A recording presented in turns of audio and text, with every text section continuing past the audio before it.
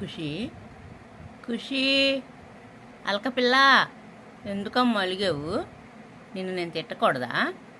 ఒక మాట కూడా అనకూడదా? అలిగితే అన్నం తినకుండా వెళ్ళిపోయి మంచం కింద దూరేసి పడుకుంటావా?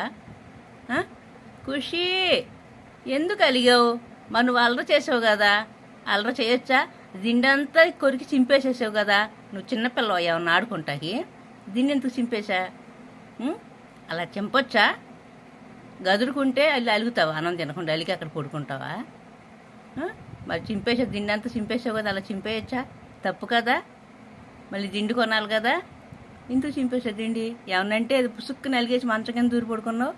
ఇంకా అన్నం తిందుకొనరా మా అమ్మరా, అన్నం తిందుకొనరా రా తల్లి.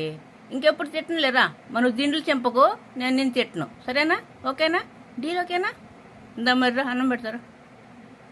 మాట్లాడవే, మాట్లాడకుండా పడు.